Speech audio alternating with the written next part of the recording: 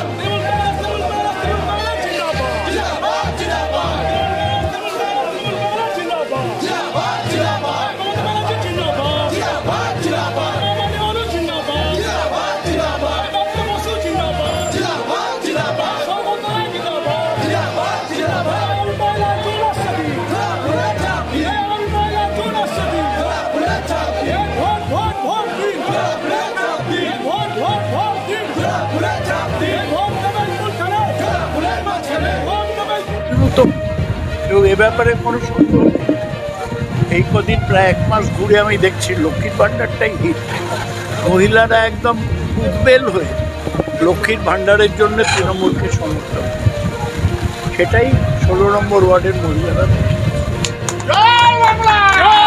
আপনারা সবাই বাংলার মা, আপামোর জনগণ, আপামোর মহিলারা ২০২১ সালে যখন আমাদের ভোট হয়নি, তখন আমাদের সকলের প্রিয় মুখ্যমন্ত্রী ঘোষণা করেছিলেন মহিলাদের ৫০০ টাকা এবং যারা SC ST তাদেরকে ১০০০ টাকা করে দেবেন।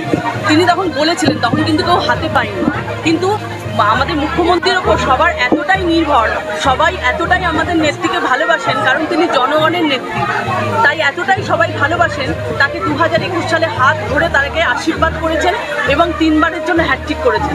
মুখ্যমন্ত্রী সবসময় চান মহিলাদের সম্মান, তাই বাংলায় আমরা যে মহিলারা সম্মান পাচ্ছি তার জন্য তিনি ১০০০ টাকা এবং SC STদের জন্য ১২০০ টাকা করেছেন।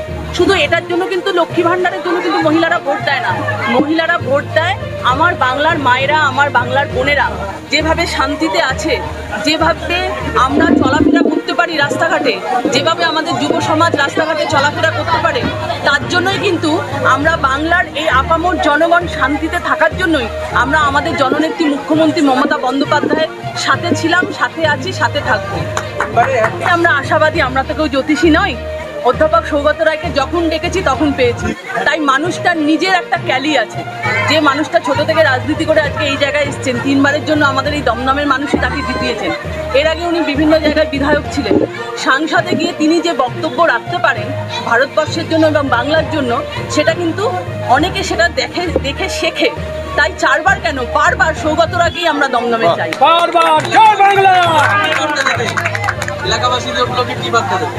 এলাকাবাসীদের উপলক্ষে একটাই বার্তা দেবো, আমরা শান্তি চাই, আমরা ধর্ম নিয়ে মারামারি চাই না।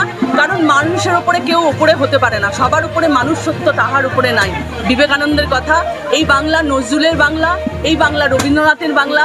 যারা একসময় রবীন্দ্রনাথকে বলতো বুর্জোয়া কবি এবং নেতাজিকে বলতো তেজর কুকুর, তাদের বিরুদ্ধে আমাদের লড়তে হবে। আর যারা ভারতবর্ষটাকে ভাগাভাগি করে দিতে চাইছে, যারা জাতি উপজাতির মধ্যে ভাগাভাগি করে দিতে চাইছে, তাদের বিরুদ্ধে আমাদের লড়াই। সেই লড়াইয়ে তৃণমূল কংগ্রেস ছিল, তৃণমূল কংগ্রেস আছে, তৃণমূল কংগ্রেসই থাকবে। দেখতে থাকুন, সঙ্গে থাকুন বেঙ্গল নিউজ টিভি।